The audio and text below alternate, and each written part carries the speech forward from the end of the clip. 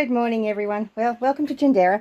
The disappointing thing is not a single egg hatched, but I had a lot of problems with the temperature and the humidity this time around, and I suspect the temperature was just too low to start off with for them to start incubating, and then by the time I got the temperature up right, it was too late for them to be fertile. So unfortunately, that's a fizzer. But the good news is I have myself a new incubator. Back to my favourite incubator that I've ever had, which is the Janol 24. It's got an automatic turner, so really pleased with that. I'll pop it on and let you have a look. Okay, so I've got this set up and I've just filled up the water reservoir, and this one actually has two reservoirs and two little inletty things down here so that you can put the water in. So that lower one is the one that I'm using at the moment, and then when the chicks go into lockdown, I'll put water in that one. So you've got this whole outside area that's filled with water, plus the two little bits in the middle. They also have little points where water can overflow into as well, which could be a bit messy if I overflow it. So I've possibly got it a little bit full at the moment, but that's not tragic. It'll sort that out soon.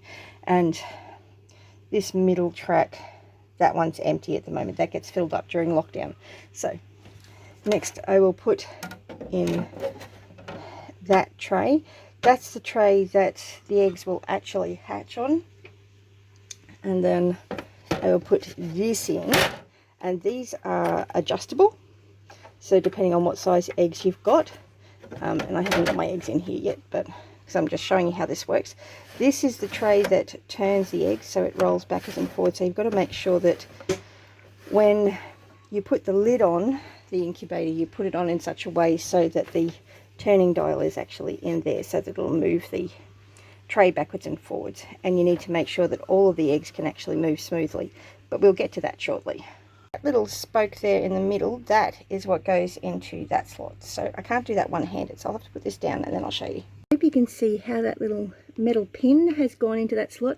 The other thing you need to be really careful of with this machine is to make sure that the seal is okay around the side and it's all gone down nicely and it's not clipped up at all, anything like that. So you can end up with some challenges if you don't have that sitting properly, and your humidity can drop really quickly. But let's turn this little baby on. I did have it running all last night just to see how it was going. Okay, so now I've got it running. As you can hear, it's not real noisy. It's quite quiet actually. And I've actually just stuck my secondary thermometer and humidity reader on there with some sticky tape. I don't know how well that's going to work, but it's at least making it so that I can read the internal temperature and see how it compares to the one up there. They've actually got this set at 38 degrees. I don't normally incubate my eggs quite that hot, so I'm probably going to turn it down a bit. So yes, but yeah, so it's quite a slow moving process, and it's a bit hard to notice it in a short amount of time. So I'm going to possibly come back in a little while and show you where that's actually gotten to. My hand shaking is probably not helping at all either. So yeah, anyway, so that's how it works, and I need to organize the eggs, and I've set this up so that I'm starting the incubation process on the 1st of the month, so that way I know what day I'm up to. So I know the 18th of August is time to put these little babies in lockdown, and the 21st is when they should start hatching. So that's my plan. Okay, so I've got the eggs in here, and hopefully you can see that as the tray moves back and forwards, it rotates the eggs. You do have to keep a bit of an eye on it, but there it goes. It's a little bit later in the day than I'd planned, but we've got them in there, and most of them aren't dated. I have no idea which chicken laid them, but what do you do? There is one thing you need to always check when you put the lid back on. You need to check to make sure that little metal thing is in that little slot, which that is not. So I have to fix that. And the eggs are on.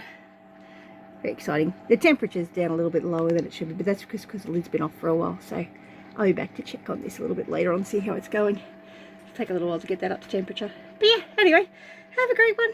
Bless you. Catch you in the comments.